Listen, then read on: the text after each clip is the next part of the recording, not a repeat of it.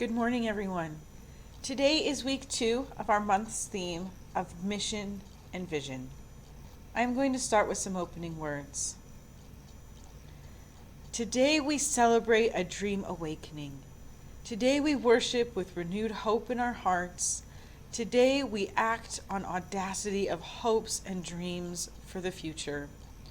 Today we begin the hard work for justice, equity, and compassion in all human relations.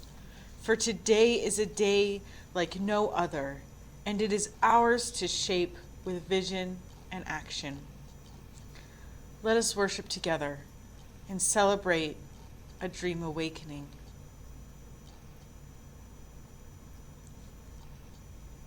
I am now going to light the chalice in front of me.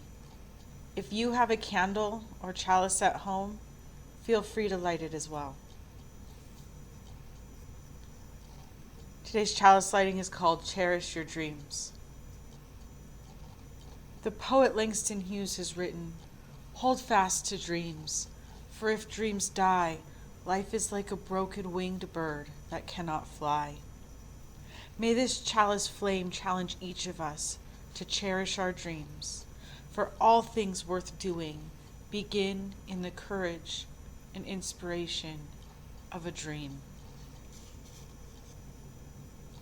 Our first reading is called Affirmation of Hope by Loretta Williams. We, bearers of the dream, affirm that a new vision of hope is emerging. We pledge to work for that community in which justice will be actively present. We affirm that there is struggle yet ahead, yet we know that in the struggle is hope for the future. We affirm that we are co-creators of the future, not passive pawns, and we stand united in affirmation of our hope and vision of a just and inclusive society. We affirm the unity of all persons. We affirm brotherhood and sisterhood that allows us to touch upon each other's humanity. We affirm a unity that opens our eyes, ears, and hearts to see the different but common forms of oppression, suffering, and pain. Yet we are one in the image of God, and we celebrate our hopes for human unity. Within ourselves and within the gathered community, we will discover the strength not to hide in indifference. Affirming that hope, publicly expressed, energizes and enables us to move forward.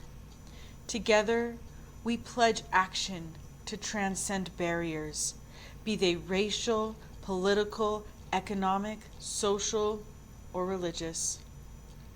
We pledge to make our tomorrows become our todays.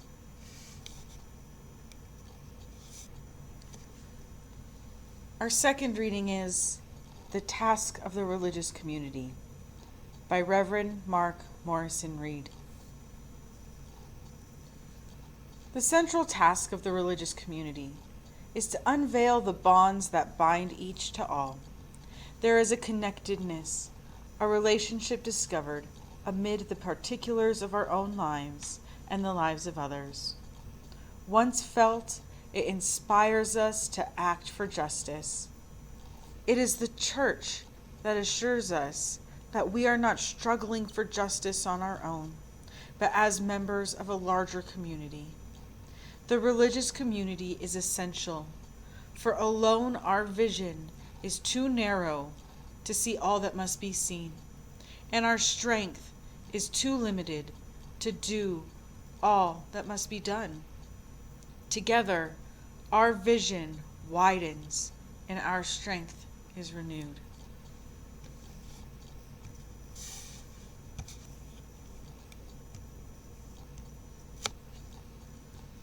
Today's sermon is comprised of excerpts from Recovering the Universalist Vision by Reverend Stephen Eddington. Those with whom I've shared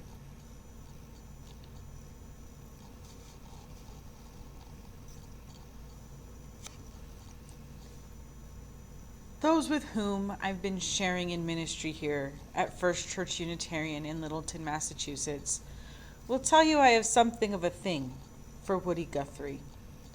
So I know they won't be surprised if I open my sermon this morning with some of his words.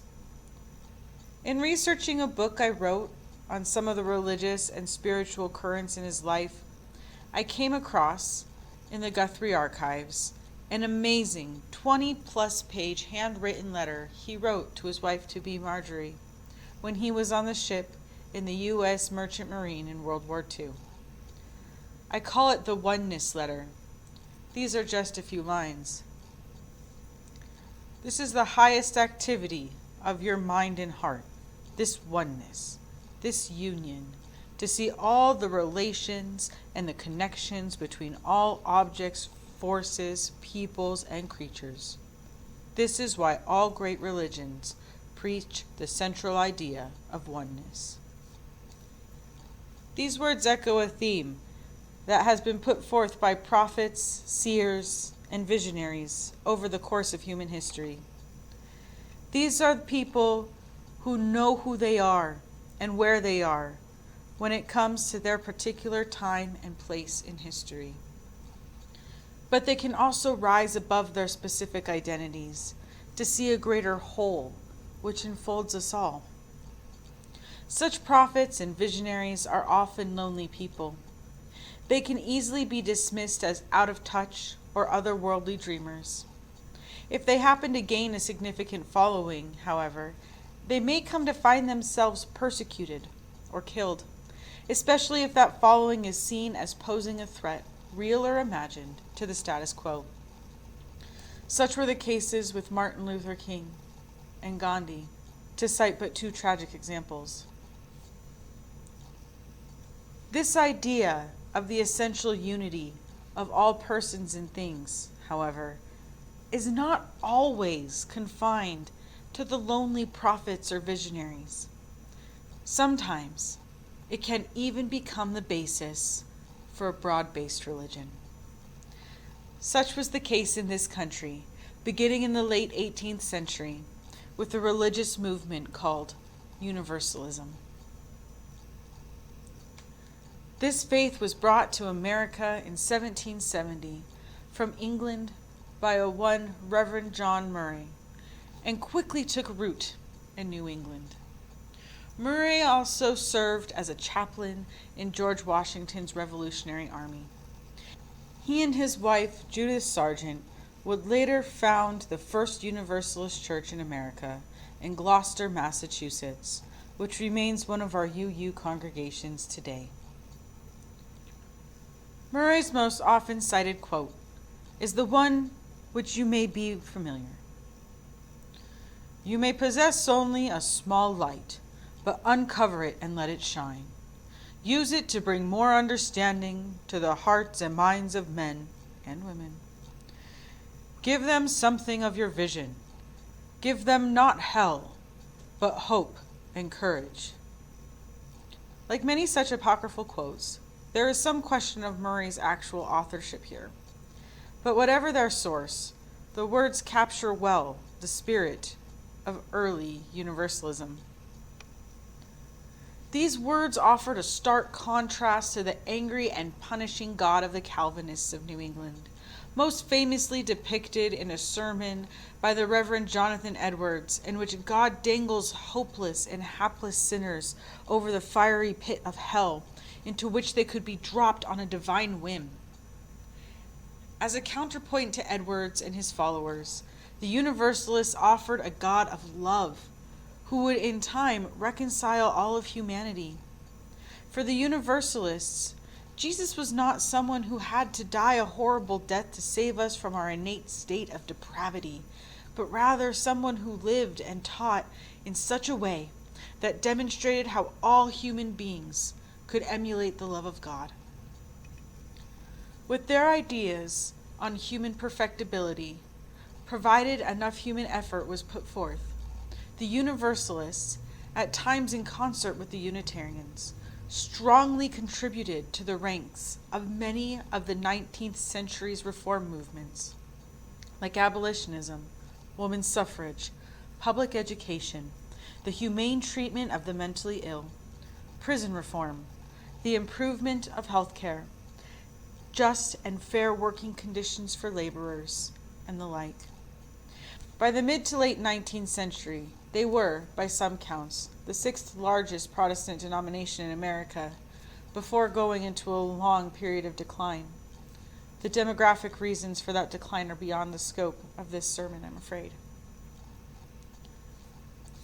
In May of 1961, the Universalist Church of America joined with the American Unitarians Association to form our present denomination, the Unitarian Universalist Association. Universalism originally meant universal salvation. Everyone, that is, would eventually be saved by the love of God. They debated among themselves for a time as to how this ultimate and final salvation would be actually accomplished, since they also recognized the reality of evil. But their fundamental theology was that of one loving and reconciling God. The Universalist understanding of what this oneness meant changed over the course of their history. In time, they moved on from their debates about heaven, hell, and the afterlife to exploring some deeper meanings of universalism as they looked for common universal themes in many of the world's religious faith traditions. Their theology may seem quaint to many of today's Unitarian Universalists, myself included, but their larger vision, above and beyond their early 19th century theological origins, is one that we would do well to keep before us. It is that vision and its ongoing implications to which I'd now like us to devote our attention. I'd like us to consider this Universalist vision from a few different but related angles: the global, the national, with respect to what's happening in our country right now, and then within our own Unitarian Universalist movement. To start with the global, I loop back to Woody Guthrie. He was partially right when he wrote in that letter to Marjorie that all great religions preach the idea of oneness. Tragically, Woody was not entirely right. The great religious divide today is not between the various religions of the world, but within them. This divide within some of the world's faith, particularly the monotheistic ones, is between the exclusivists and the universalists. The words, I think, are self-explanatory. The exclusivists hold that their faith is the one true one, and those outside of it are infidels. The universalists see their faith as a piece of the larger whole, of a larger truth, that will probably never be fully known or realized, but can still be aspired towards. These universalists do not deny that there are marked differences among various religious faiths. Neither do they deny that among the peoples of the earth there are differing cultures, societies, histories, and ethnic identities. But they also seek to look beyond these differences for the common ground that points as human beings to a greater awareness of our common humanity. It was a non-theologian, a good humanist actually, who in more recent years has given us a wonderful metaphor of our universal and common humanity. I refer to the late astronomer, Dr. Carl Sagan, who penned the words, "A pale blue dot." The Earth is the only world known so far to harbor life. There is nowhere else, at least in the near future, to which our species could migrate. For the moment, the Earth is where we make our stand. The Earth is where we make our stand.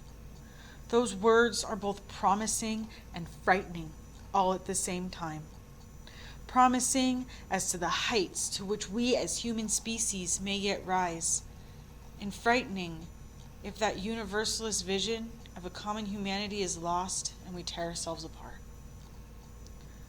The irony, as I've come to see it, contained within this universalist vision, is that the greatest threat to it is the fear of loss or the diminishment of a personal or even group identity within certain sectors of our human family. I feel the best signal for our common humanity is not some kind of melting pot, but rather a mosaic in which all the varying and multifaceted tiles have their own kind of beauty, their own kind of specialness, their own kind of affirmed identity, while also being part of a whole that is indeed greater than the sum of its parts. The Unitarians and the Universalists each got their toeholds in this country in the latter part of the 18th century. In terms of belief and practice, they had far more similarities than differences, and yet it took them until 1961 to combine. This was, in a large part, because they were separated much more by class or social status than by beliefs. I know I'm overdrawing this a bit, and I acknowledge that exceptions could be found on both sides. But the Universalists had more of a working class, plain folks, farmers, or small-town merchant makeup for their congregation. They were people who sustained and nurtured in the midst of their hard-working lives, in the belief that they were loved and cared for by a loving and caring God. The Unitarians, again, with an admittedly broad brush here, were more of the landed gentry and the educated elite of their day. They contributed mightily to the social, intellectual, educational, and cultural life of the 19th and 20th century New England and beyond. Like the Universalists, they also contributed to various 19th and early 20th century reform movements. But the two bodies and their two constituencies, by and large, moved in different social and economic circles. Perhaps it was the 19th century Unitarian minister, whose father was a Universalist preacher, the Reverend Thomas Starr King, who stated these differences most cryptically when he observed that the Universalists believe that God is too good to damn them, while the Unitarians believe they are too good to be damned by God. Okay, it's a good line, but what does it have to do with Universalism enhancing our current liberal religious movement? I offer this. Our Universalist ancestors demonstrated that liberal religion can cut across and transcend class lines, that it does not have to primarily be the province of the professional class or the educated elite. I say this to take nothing away from the careers many of you have, or the levels of education many of you have achieved. For myself, I'm proud of the fact that my three sisters and I were able to grow up in the struggling working class home and go on to earn master's degrees, all four of us, and enter the careers to which these degrees have given us access, which includes two of us being UU ministers. That said, I continue to be struck by how our Universalist ancestors could put forth a very simple message, one that was at the same time quite profound, that the love of God is available to all, that we can form loving congregations based on this greater love, and have that message resonate with such a broad spectrum of the American public.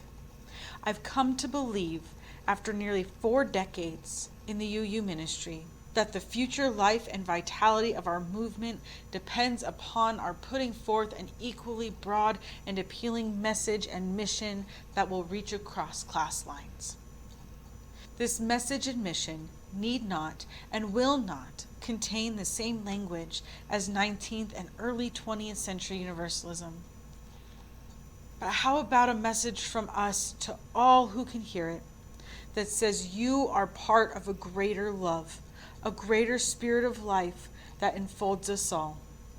You are loved and blessed by that which is greater than you know, and we offer a welcoming community where in the company of seekers you can learn more of what this greater love and care is all about.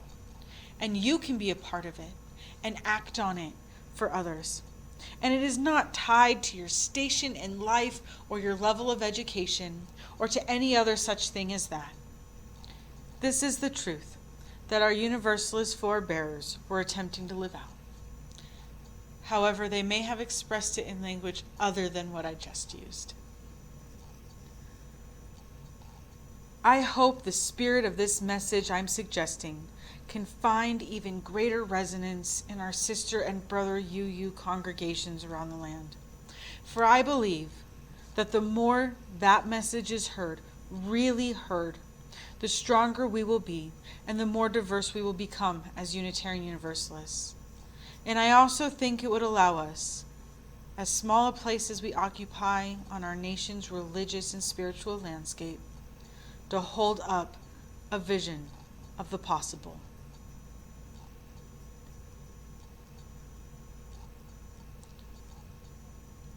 I am now going to extinguish the chalice.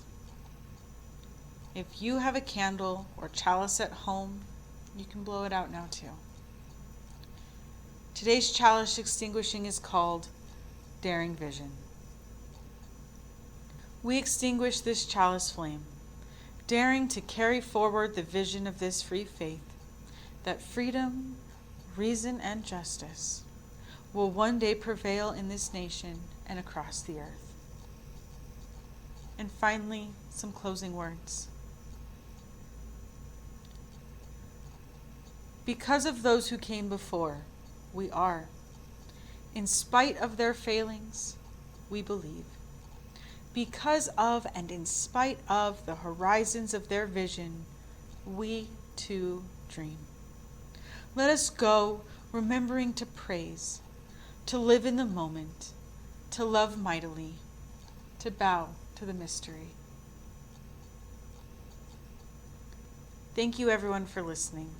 I hope you have a great rest of your week.